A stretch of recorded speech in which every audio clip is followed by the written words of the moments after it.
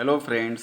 आज हम इस लेक्चर में जो हमारा नेक्स्ट हेडिंग है लीगल पोजीशन ऑफ डायरेक्टर्स का, एक डायरेक्टर का कंपनी में क्या पोजीशन रहता है वो हमें देखना है। वो किस तरह से किस पोजीशन में काम करता है अपने कंपनी के लिए, अपने शेयर होल्डर के लिए, उसके बारे में हम स्टडी करेंगे। इधर पहला पोजीशन दिया है डायरेक्टर्स एज एजेंट। तो डायरेक्टर्स अपने कंपनी के लिए, अपने जो शेयर होल्डर्स है उनके इंटरेस्ट के लिए एजेंट जैसा काम करता है। Since the company is an artificial person, because company एक आर्टिफिशियल पर्सन है, कृत्रिम व्यक्ति है, क्योंकि कंपनी की स्थापना ये लॉ से हुई है, कानून से हुई है, कंपनी एक्ट से हुई है, इसलिए वो आर्टिफिशियल पर्सन है। It need to be represent by the director, और इसलिए कंपनी चलाने के लिए एक डायरेक्टर की जरूरत रहती, कंपनी को डायरेक्ट करने की जो जरूरत रहती है, इसलिए डायरेक्टर्स का अपॉइंटमेंट किया जाता है। They act on it's behalf. इस तरह से डायरेक्टर अपना काम कंपनी के लिए, शेयर होल्डर के फायदे के लिए, कंपनी के बेनिफिट के लिए करते हैं। Director should deal skilfully, carefully and diligently. जो डायरेक्टर्स कंपनी के तरफ से जो व्यवहार करता है, जो काम करता है, वो स्किलफुली होना चाहिए, केयरफुली होना चाहिए, ताकि कंपनी का कोई भी नुकसान नहीं होना चाहिए और कंपनी का नाम, कंपनी का गुडविल मार्केट में बढ़ सके। तो इस तरह से डायरेक्टर ने कंपनी का गुडविल और कंपनी का प्रॉफिट बढ़ाने के लिए काम करनी चाहिए।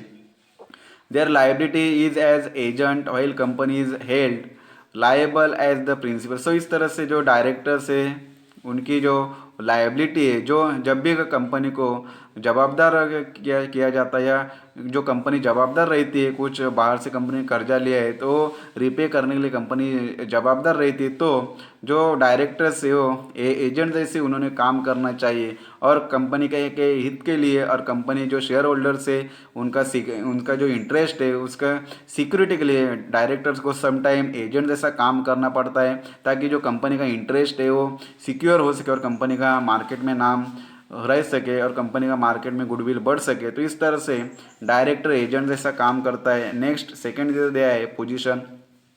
डायरेक्टर किस तरह का पोजीशन कंपनी में हेल्ड कर सकता है। Director as a managing partner, director से कंपनी का मैनेजिंग पार्टनर भी हो सकता है और बन सकता है, इसका एक रोल से।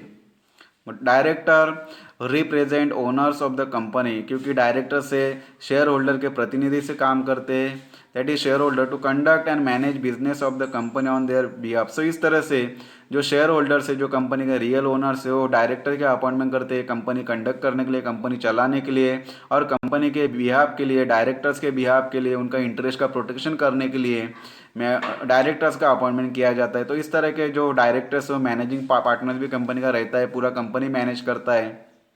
They are interested with vast power of the management and several functions, perform several functions which are proprietary in nature. So इस तरह से जो भी डायरेक्टर्स है उनको पावर दी जाती है कि ताकि कंपनी के जो भी सेवरल फंक्शन उसको करना पड़ता है वो कर सके अच्छी तरह से, और कंपनी आगे जा सके। तो इस तरह से जो डायरेक्टर्स है वो मैनेजिंग पार्टनर जैसे काम करता है, पूरा कंपनी का मैनेजमेंट करता है।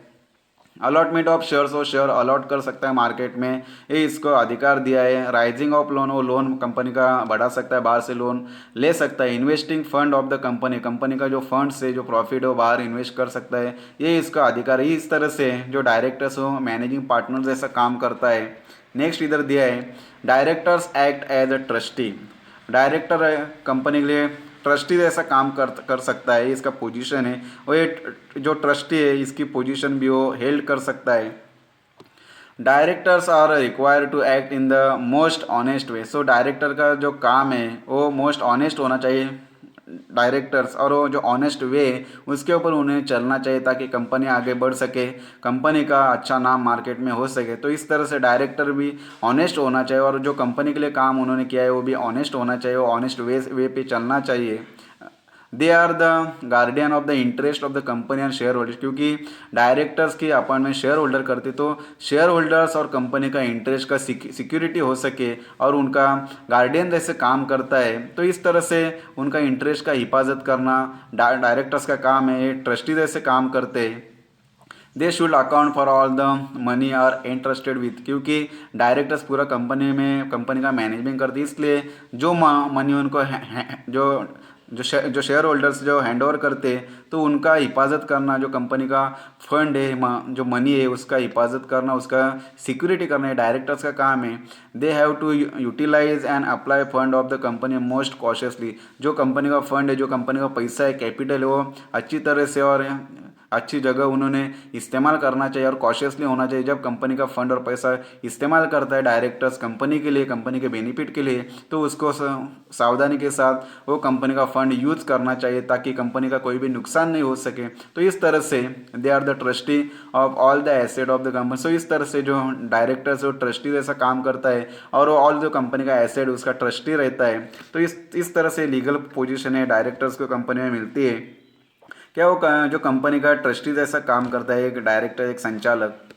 आगे उन्होंने इधर दिया है जो remuneration of a directors. Remuneration का मतलब है डायरेक्टर्स का मुबादला, उसका सैलरी, उसका पगार, उसको कितना पैसा कंपनी में मिलता है जैसे वो डायरेक्टर जैसे काम करता है। तो under section 197 the managerial personal of the company that is the director, managing directors, क्योंकि ये व्यवस्थाप के कर्मचारी, कंपनी के व्यवस्थाप के कर्मचारी रहते हैं। सब जो डायरेक्टर्स है कंपनी का मैनेजमेंट करते हैं, व्यवस्थाप के कर्मचारी रहते हैं। तो इस तरह से जो डायरेक्टर्स है, मैनेजिंग डायरेक्टर्स है, होल्ड द मैनेजरियल पोजीशन, एक कंपनी में मैनेजरियल पोजीशन हेल्ड करते, पूरा कंपनी का मैनेजमेंट, पूरा कंपनी का प्रशासन करते, पूरा कंपनी चलाते, इसलिए इसकी पोजीशन बहुत हाई रहती है कंपनी में। And this entitle them to get managerial remuneration है, और इसलिए जो मैनेजर्स है, मैनेजिंग डायरेक्टर से उनको कंपनी रेमुनरेशन देती है उनके काम के बदले, क्योंकि उसकी पोजीशन कंपनी में हाई है